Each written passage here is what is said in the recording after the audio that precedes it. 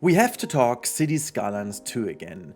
There has been changes, and the question is, did mods finally save the game? I have an answer to that, but it's a little bit of a different one from what you may expect, but more about that at the end of the video. I want to first of all talk about what has happened in the last couple of months or weeks, I should say, after Paradox has launched the mod launcher and the scenario or map editor as you want. Now, we have to structure this in a certain way. So in the background, there is a little video of me testing some of the tools, and I've been working on a bigger project that is about to be released soon-ish in the background already for all the weeks in the past. But let me start off with something that is not really mod related. Let's start off with the performance, because this has been something they have continuously patching, and I've really not talked too much about this in the past videos, and I have to admit, the performance got a little bit better.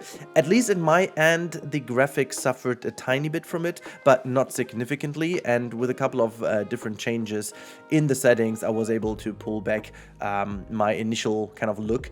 But this is the only thing we can really talk about. The second thing we need to quickly mention, but we can briefly go over that, is the act of apology, I want to call that. They have, in revert, basically given back the money for the beach properties DLC, which I think was a very clever and great move, because let's be honest, this pack wasn't really worth the money, and even though it would have been worth the money at a very late stage of a game's lifetime, I would say, or even not then, but the timing plus the general feeling and the vibe unified led to the point that this was not really the bestest idea to just blankly put that out for this price tag.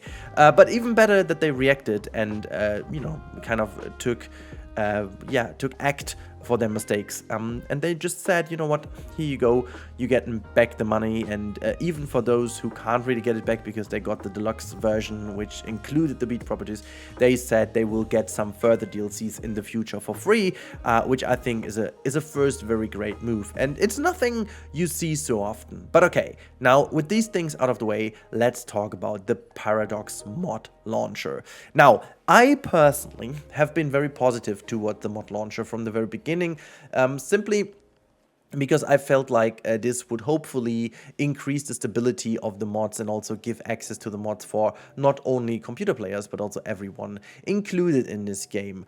Hopes were high. But before we can really talk about the mods, we have to just kind of put the whole situation around Cities Skylines 2 in context. Now, you've seen, I've been playing this game at the very beginning a lot and also produced a lot of videos about this. And alongside, well, mostly all creators, despite those who've been going all in for Cities Skylines 2, people stepped away from the game because there was a lack of everything, you know, the lack of customization, lack of performance, lack of assets in general, and everything that was kind of promised has been delayed because of the poor start of the game. And so also I stepped back a little bit, not only because I didn't get the views, that wasn't really the main issue. Actually, my videos got kind of some decent views, but the main factor was I didn't enjoy it as much as I would have loved to, and I kind of based my series too much on new content from the get-go. I already talked about that, why I was quitting Cities Skylines 2. Now, I will be back soon because the mods changed a lot. And now let's dive deeper into it. So we got our all-time favorite mods now in here. Naming them is the Move It mod. We've got Find It. We've now also some extras, 3 from Sully, and not from Sully, but Sully was also helping quite a lot in there. He's also been one of the most vocal persons in the community lately when it came to, you know, talking about these things and showcasing what the game is capable of. He's been building some beautiful stuff, but there's also some other great stuff like Anarchy and a new traffic manager, which, yeah, you know that I haven't been too much into it in the past because it's awfully complex. But specifically with this footage in the background, I wanted to show how much time you now can spend on tiny little areas like I've been doing here with our little tramway, which I messed up and then was able to use Move It, as you can tell, to do this. I had some issues with Move It. I'm not entirely sure if it's installed correctly or if I'm just too stupid to find the good old settings for that. But Yeah, I just briefly looked into it, and once I got the hang of it, I started to make sure that everything looks really cool. I honestly, this is such a game changer, specifically when it came to all the new functionalities that Cities Skylines 2 brought in.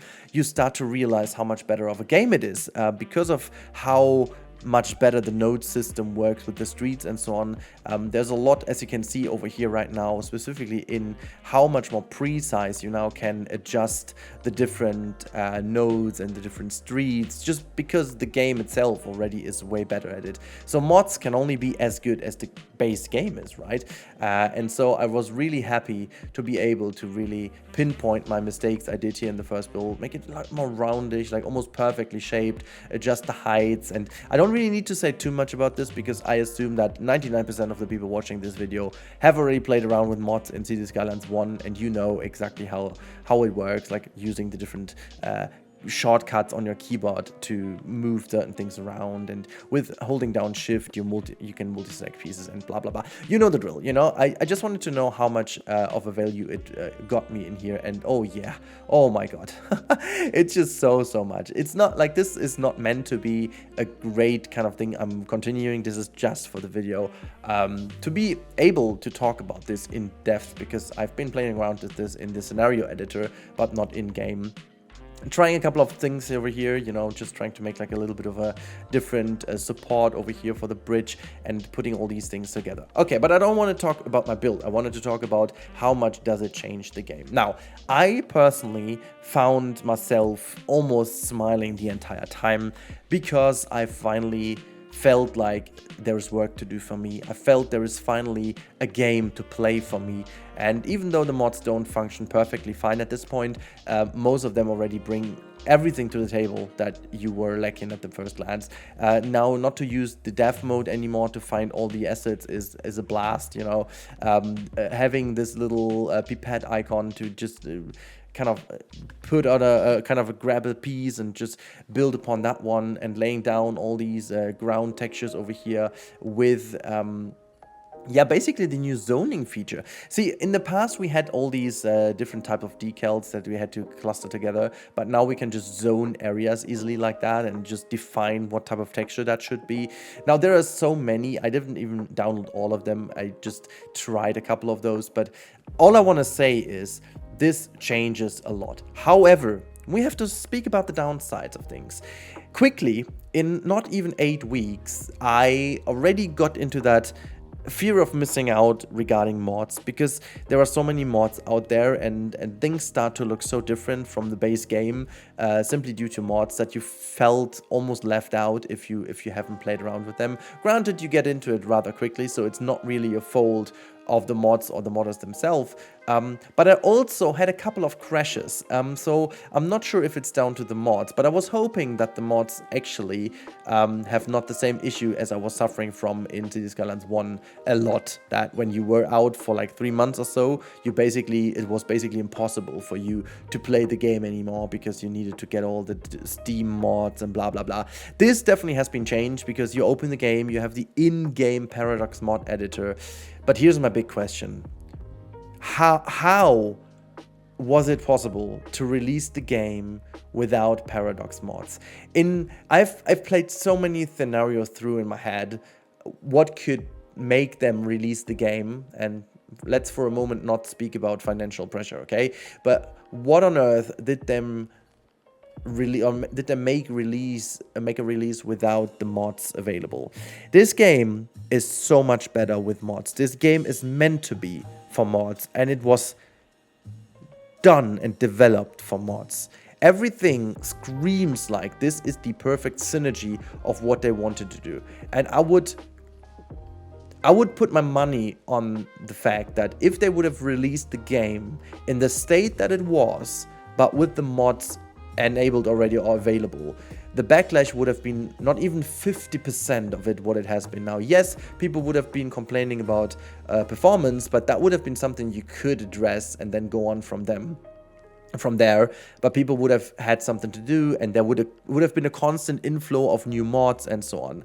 So what you would think now, because there are appearing some more videos now on YouTube, some creators are back in Cities Skylines 2.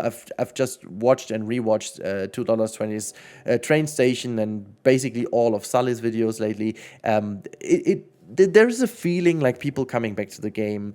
Unfortunately, reality doesn't really confirm that. In fact, the game is unfortunately still in a dead end somehow.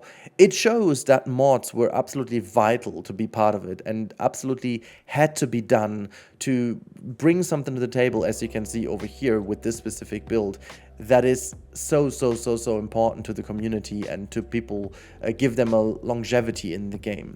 But without a bigger change from the game itself, I really have a hard feeling, or have a hard time believing, that only mods will pull back the people in. I think the core people who still have been around will be enjoying the mods now tremendously, because these are the people legit who would be the ones anyways to play the game. But for the most people out there, like for the casual players and for that huge peak we had seen at the beginning of its lifespan, they have to be brought back in with major updates. And I'm speaking really about the region packs. I'm speaking about changes in the gameplay, about more depth in the gameplay, bringing back more industries and stuff like that. I feel like this is something that would bring back people.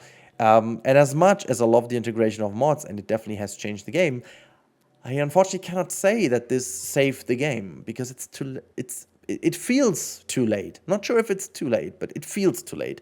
And just to configure, or just to confirm what I just said, look on the screen right now. This is the Steam chart. There's no real change to be seen, and yeah, no mods can change this finally. Okay, what I wanted to say before was interrupted by the little imposter. No mods can actually change the lack of content for casual players. And Paradox and Colossal Order have to change something about this. And then, together with the mods, this can become finally a good pairing again. So there is hope, but unfortunately it's not quite there yet. But I'm looking forward to many more mods, and I'm looking forward to many more hours of detailing. I love all the mods, I love the integration, but let's hope for some more content in the future. That's just my opinion, so what's yours?